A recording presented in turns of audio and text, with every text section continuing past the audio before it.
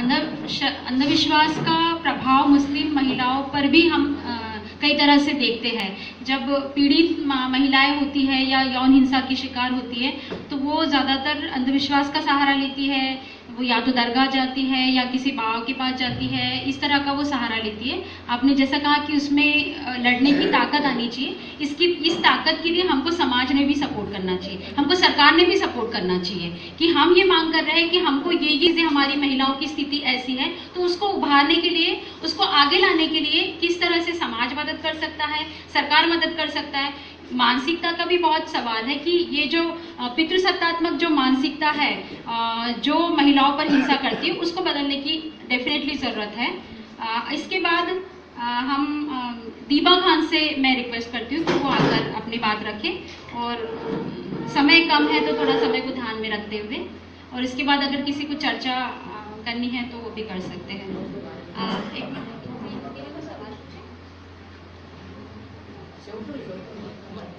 ठीक है, अगर संजय शेंडे जी को कोई सवाल पूछना है उनसे, अगर किसी को, तो हम ये तीनों वक्ताओं के होने के बाद में सवाल करेंगे। और सवाल अगर महिलाएं पूछे तो ज्यादा अच्छा।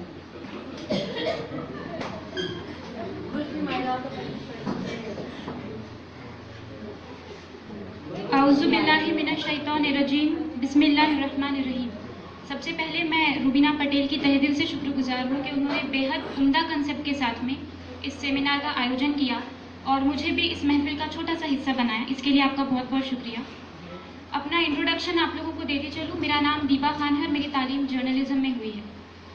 देखिए, जाहिर सी बात है, जब आप जर्नलिज्म और मीडिया की बात करते हैं, ये ऐसी फील्ड है जहाँ पे डिस्कशन ज़रा खुल के होता है। यूँ अगर मगर की आड़ में या जो झिझक की आड़ में बात नहीं कही जाती, बल्कि खुल के एक बात रखी जाती है, खुल के उसके ऊपर डिस्कस किया जाता है और खुल के कोशिश की जाती है अपने पॉइंट के साथ जस्टिफिकेशन करने की। लिहाजा मुझे भी उसी चीज़ की आदत है। कई मरतबा मुझे ये एहसास हुआ आज के इस प्रोग्राम के लिए स्पीच प्रिपेयर करते वक्त कि शायद मेरे द्वारा दिए जाने वाले कुछ एग्जाम्पल्स आज के इस महफिल के लिए मुनासिब ना हो, क्योंकि हमारी तहजीब हमें सबसे पहले यही सिखाती है कि जब भी आप अपनी ज़बान से कुछ अल्फाज निकालें तो आपको ये ध्यान रखना है कि आप कौन सी लैंग्वेज इस्तेमाल कर रहे हैं, ख़ासतौर पे उस महफिल में जहाँ पे औरतें भी मौजूद हों। और मैं खुद भी इस उसूल की काफ़ी पाबंद हूँ। लेकिन जो टॉपिक मुझे सौंपा गया है, नागरिकता और बराबरी का अधिकार, ये अपने आप में बेहद सेंसिटिव मुद्दा है। ये आज और कल का मुद्दा नहीं है, बल्कि ऐसा मुद्दा है जो जिसकी लड़ाई सदियों से लड़ते आ रही हैं आज महिलाएं। तो मैं उम्मीद करती हूँ कि आप लोग इसे प्रैक्टिकली लेंगे और इंशाअल्लाह समझने की कोशिश करेंगे। लिहाजा आइए उस हस्ती के नाम से शुरुआत करते हैं जिसके कब्जे में हम सबकी जान है। रब्बि इश्रह ली सदरी वयस्सिर ली अमरी वहलुल उक़दतम मिन लिसानी यफ़क़हू क़ौली। अल्लाहुम्मा अरिनल हक़्क़ हक़्क़म वज़ुक़ना इत्तिबाअ व अरिनल बातिल बातिलन वज़ुक़ना इज्तिनाबा। ऐ अल्लाह, मुझे हक़ को हक़ दिखा और उस पर चलने की तौफीक दे, और बातिल को बातिल दिखा और इससे बचने की तौफीक दे। आमीन या रब्बुल आलमीन।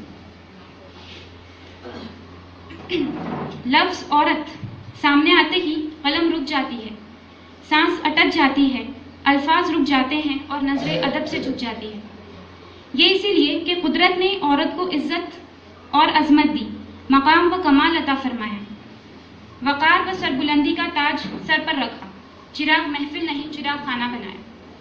ये है एक औरत की हैसियत कुदरतन तौर पे। आप यूं कह सकते हैं कि कुदरत ने औरत को बेहद एहतराम और इज्जत के साथ पैदा किया।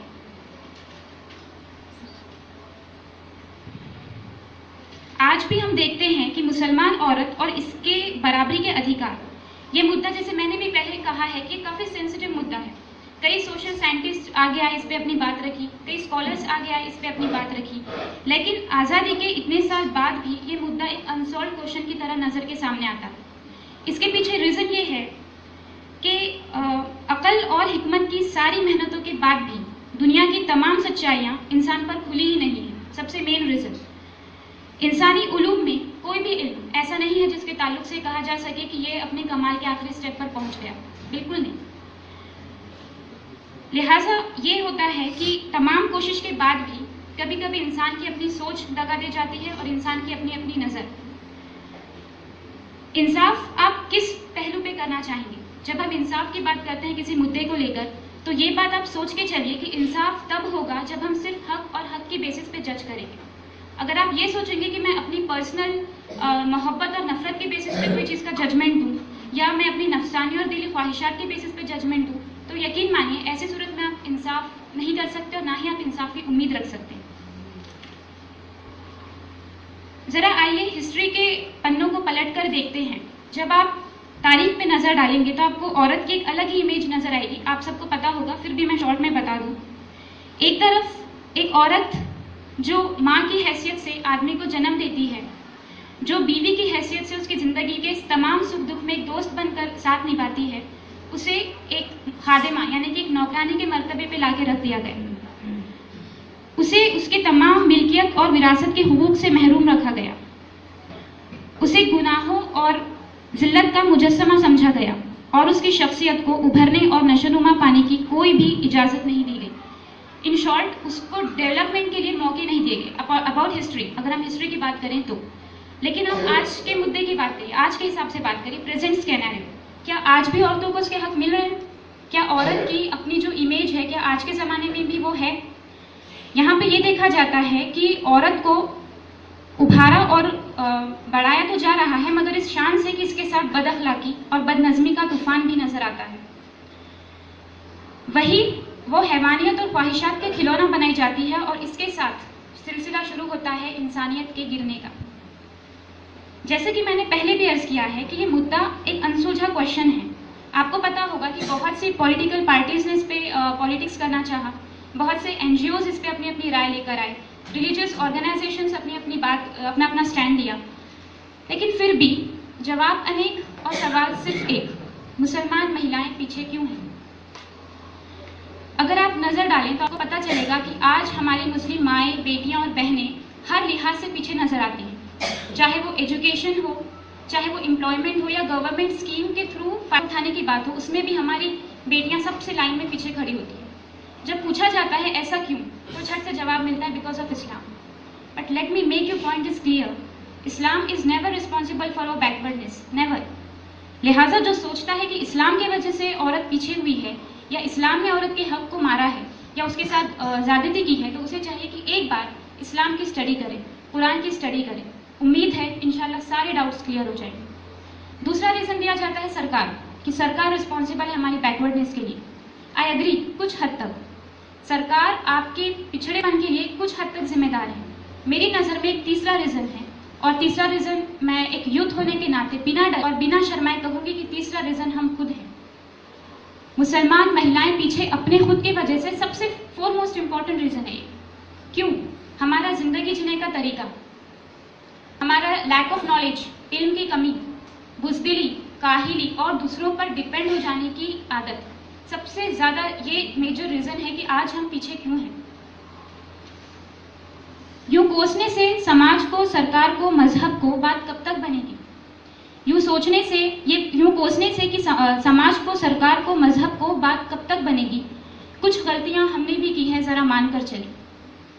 अगर ना हो जुस्तजू, ना जज्बा, ना मेहनत, तो मंजिल कैसे मिलेगी? ज़रा सोच कर चलें। ये हक की लड़ाई है, कोई मामूली बात नहीं। अगर चाहते हो मंजिल तो आओ हिम्मत से लड़े, अगर चाहते हो मंजिल तो आओ हिम्मत से लड़े। अब मैं यहाँ पर मौजूद अपनी मुस्लिम महिलाओं से एक सवाल पूछूंगी कि जब आपके सामने ये मुद्दा आता है दैट वी वांट इक्वालिटी, आपके जहन में कौन से ख्यालात गर्दिश करते हैं?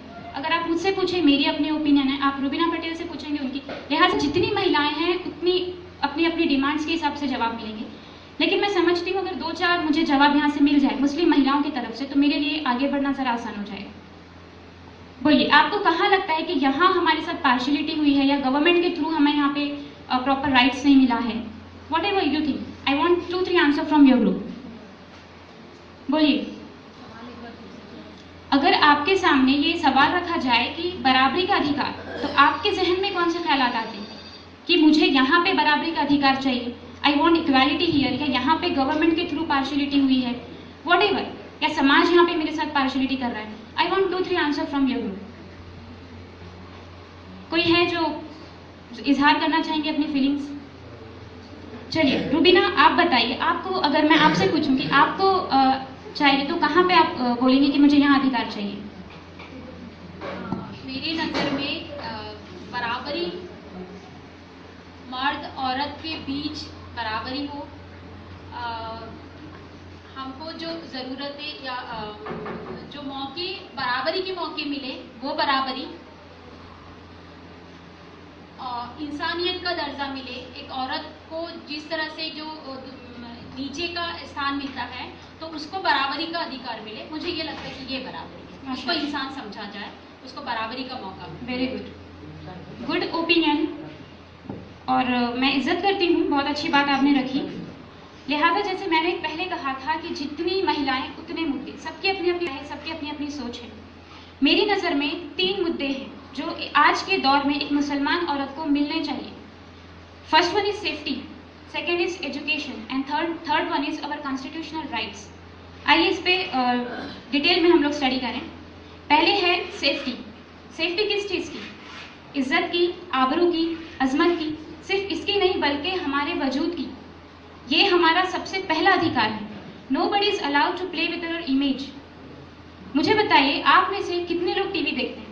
मजाकिया सवाल है क्योंकि आज के दौर में हर लोग टीवी देखता है, हर घर में टीवी। हाथ ऊपर करिए, कितने लोग टीवी देखते हैं? महिलाएं सभी टीवी देखते हैं। ओके, आप मुझे बताइए एडवर्टाइजमेंट कौन कौन देखता है? जाहिर सी बात है, आप टीवी देखते हैं, आप एडवर्टाइजमेंट भी देखते हैं, सभी देखते हैं।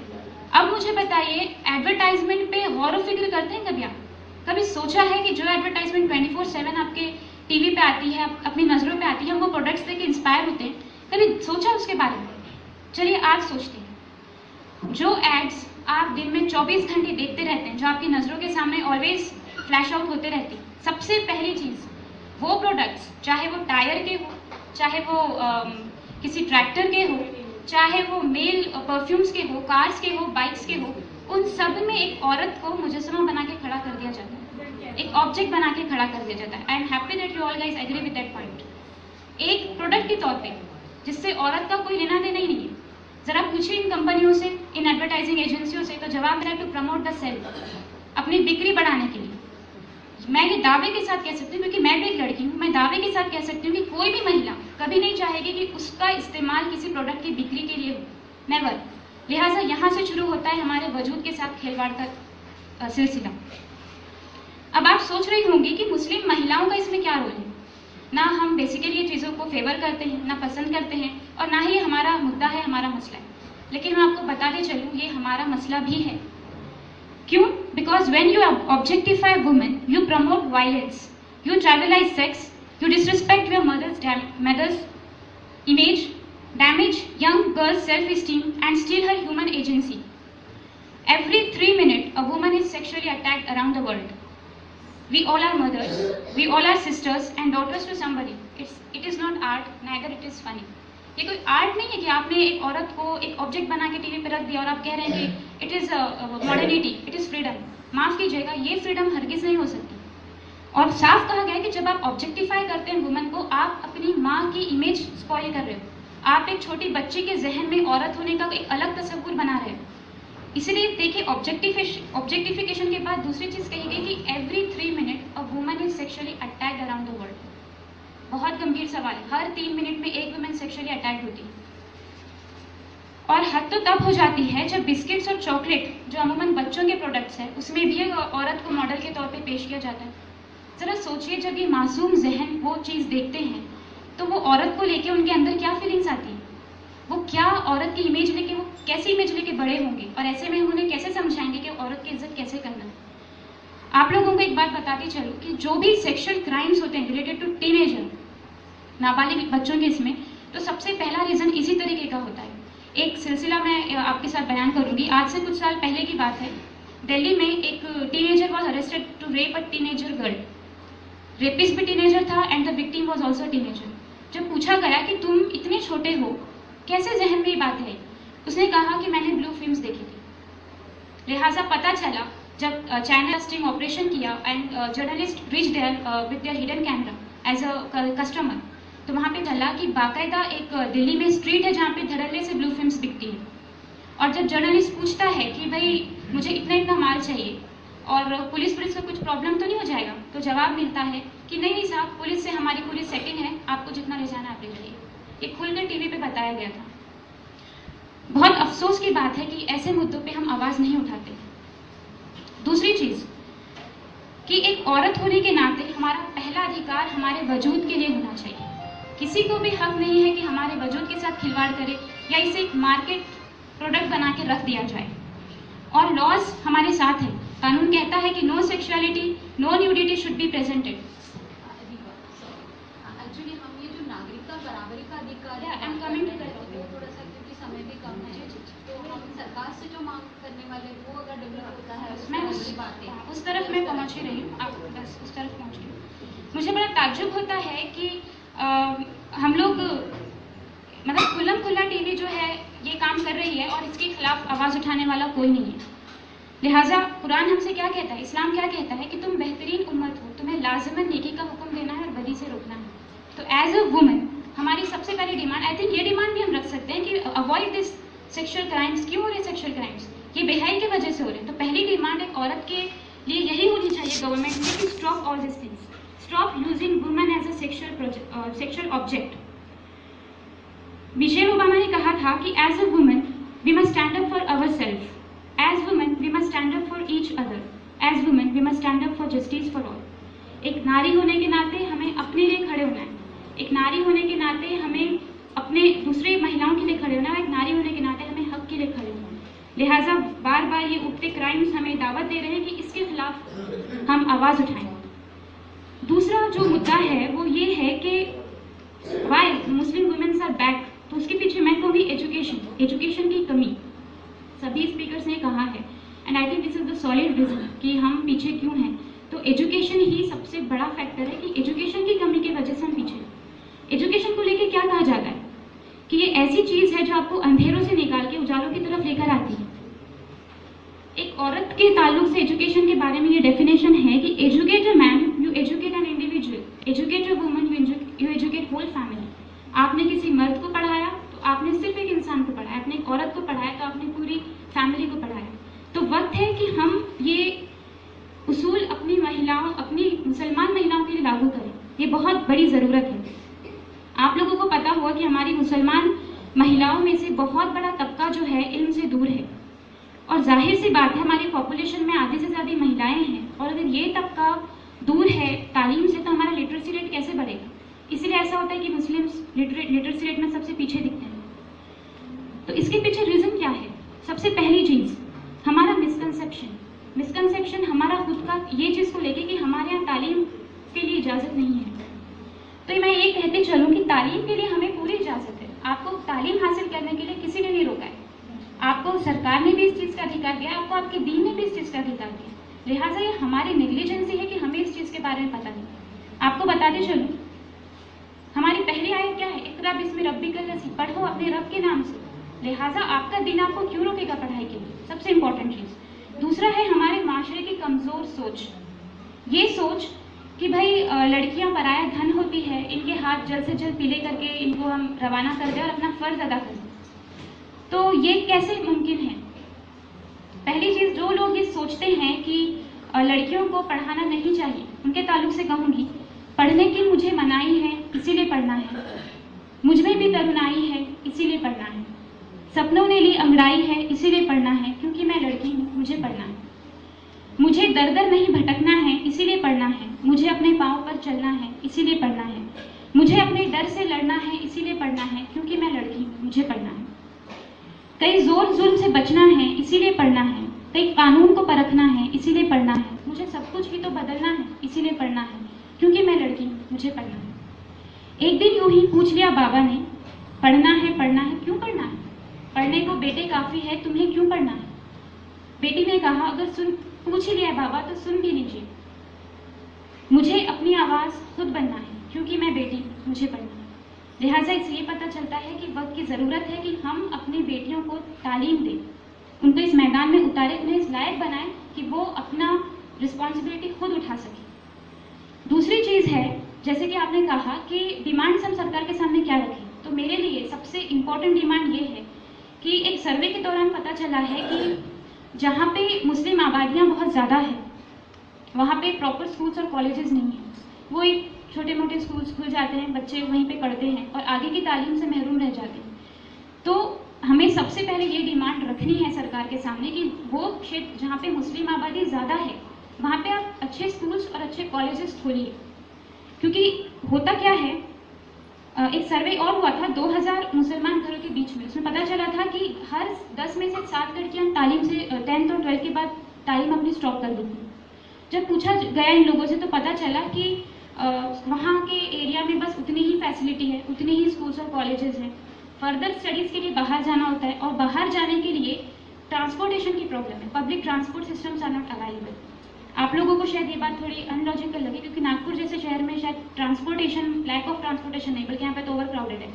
लेकिन मैं जिस जगह से आई, Gadchiroli district, one of the most backward district of India, वहाँ पे सबसे ज़्यादा अगर आप देखें कि तालीम की कमी क्यों है तो लैक ऑफ ट्रांसपोर्टेशन। कुछ चुनिंदा 1-2 शहर है वहाँ पे स्कूल है और कॉलेज, हायर स्टडीज़ है, और जो इंटीरियर पार्ट्स है वो कनेक्टेड ही नहीं है शहरों से, ताकि वो मतलब बच्चे आ सके बसेस से या जो भी अवेलेबल है। कुछ चीज़ें वहाँ पे उनके लिए वो चीज़ अवेलेबल की नहीं गई, इसलिए वो लोग इनसे दूर रह जाते, सिर्फ 10th और 12th पढ़ के ही रह जाते। इवन ये 10th 12th भी गढ़चिरौली डिस्ट्रिक्ट में आपको बहुत कम मिलेगा अगर आप इंटीरियर पार्ट्स में जाएंगे, क्योंकि मैं वहीं पे पली बड़ी हूँ और मैंने वो चीज़ें अपनी आंखों से देखी है। और अभी भी वहाँ की लड़कियाँ उम्मीद करती है कोई तो आए, कोई तो उनकी आवाज़ सुने, क्योंकि उन्हें भी पढ़ना है, जाहिर सी बात है। तो मेरी डिमांड, मुझे लगता है सबसे पहले ये चीज़ रखनी चाहिए कि ट्रांसपोर्टेशन की फैसिलिटी मुहैया कराई जाए, अच्छे कॉलेजेस और स्कूल्स मुहैया कराई जाए। एक सच्चाई ये भी है, ये खुशखबरी है कि भले कम तादाद में ही सही, लेकिन हमारी मुस्लिम बहनें और बेटियां जो है जर्नलिज्म में, आर्किटेक्चर में, मेडिकल फील्ड में, मैनेजमेंट में एक अच्छा काम कर रही हैं। भले तादाद कम हो लेकिन इनका काम वहाँ पे अप्रिशिएट किया जा रहा है। तो इससे ही पता है कि मौका मिलने की देर है, मुसलमान औरत आगे बढ़ सकती है। ज़रूरत है तो सिर्फ एक मौके की, क्योंकि पढ़ेगा इंडिया तभी तो बढ़ेगा इंडिया। अब आइए आते हैं अपने कॉन्स्टिट्यूशनल राइट्स के तरफ। संविधान ने हमें कॉन्स्टिट्यूशनल राइट्स दिए हैं। ओके, कितना है? Okay, I am on way to conclude. सबसे पहला है राइट टू इक्वालिटी। ये आपको दिया गया है, बस आपको नज़र रखनी है कि इक्वालिटी हो रही है या नहीं हो रही। दूसरी चीज़ है राइट टू फ्रीडम। इसमें भी बहुत से आपको फ्रीडम राइट्स मिले गए हैं। अब देखिए, ज़रूरत है, जैसा कि सर ने कहा था कि we need to be keen and vigilant citizen. आपको गुहार आपको लगाना है, आवाज़ आपको उठाना है, कोई आपको प्लेट में ला के नहीं देगा। आपको संविधान ने हक दिए हैं, हुकूक दिए हैं, आपकी गैर इल्मी की वजह से आप लोग को उसके बारे में नॉलेज नहीं है। लिहाजा आपको चाहिए कि आप स्टडी करें, आइए कि आपको राइट्स कौन कौन से हैं, और अगर आपके साथ उस बेसिस पे नाइंसाफ़ी हो रही है तो raise your voice, because constitution guarantees peaceful assembly, ये हमारा हक है। फिर दूसरा, अगर आप कहें, कुछ स्कीम्स है, मैं शॉर्ट में बताती चलूँ क्योंकि ये वक्त इजाज़त नहीं देगा कि मैं डिटेल में सारी तफसीरात के साथ बयान करूँ। सबसे पहली चीज़ ये है कि एक हक हमें और मिला है कि अरेस्ट को लेकर, एक वुमेन के लिए अरेस्ट है कि पुलिस के not arrest women before and after sunset, sorry between sunset and sunrise. ये इस मुद्दे के बीच में आपको अरेस्ट नहीं किया जा सकता। आपको अरेस्ट अगर करना है, अगर इन केस कोई महिला क्राइम के लिए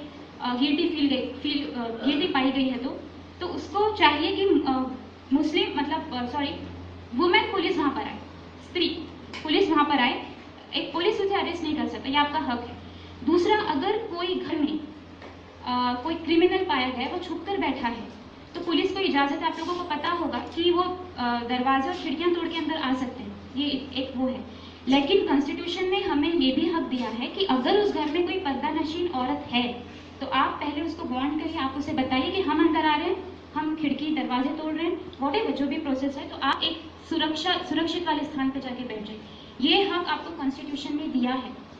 लिहाजा पर्दे के आपको जब वहाँ पे पर्दे को कंसिडर करके रूल बनाया है, तो ये क्लेम करना कि भाई we didn't get rights, we don't have rights, ये गलत चीज़ है। हमें अपने, और उसके बताते चलो, मैटरनिटी बेनिफिट एक्ट के जरिए भी एक प्रेग्नेंट औरत के लिए बहुत से उसूल बनाए गए, बहुत सी फैसिलिटीज़ दी गई है, बहुत सी स्कीम्स है मुस्लिम माइनॉरिटीज़ के लिए, स्वधार। और ये इसके तहत ये होता है कि फूड क्लोथिंग शेल्टर वुमेन्स को मिलता है, और उन्हें वो वुमेन जो ह्यूमन ट्रैफिकिंग में पाई गई है और वो वुमेन जो नेचुरल डिजास्टर में अकेली रह गई, उन लोगों को यहाँ पे आसरा दिया जाता है। और एक स्कीम ये भी है कि area intensive programme for educationally backward minorities, ये भी एक स्कीम है जिसके तहत grant is given for the establishment of educational infrastructure. तो इस पर भी अगर हम गौर करें तो बहुत अच्छा होगा। और जो कि वक्त इजाज़त नहीं देता, टॉपिक तो बहुत है, फीमेल फिटिसाइड है, प्रोस्टिट्यूशन है, बहुत सी चीज़ें हैं। मैं बस यही कहूँगी, सबसे पहले तो मैं रुबीना पटेल को ऑल द बेस्ट कहती हूँ, क्योंकि यहाँ से कारवां काफ़ी ऊंचा जाने वाला है, दिल्ली तक आप लोग डिमांड्स लेके जा रहे हैं। All the best from my sides. मैं भी एक बेटी हूँ, जो ये प्रोग्राम अरेंज किया वो भी एक बेटी है। और चलते चलते बेटी के नाम पे एक चीज़ कहना चाहूँगी, बोए जाते हैं बेटे, उग जाती है बेटियाँ, खाद पानी बेटों में पर लहलहाती है बेटियाँ, पढ़ाए जाते हैं बेटे पर शिक्षा पाती है बेटियाँ, पर्वत तक ढेले जाते हैं बेटे पर चढ़ जाती है बेटियाँ, हर तरह से गिराते हैं बेटे पर संभाल लेती है बेटियाँ, कुछ भी कहे अच्छी है बेटी।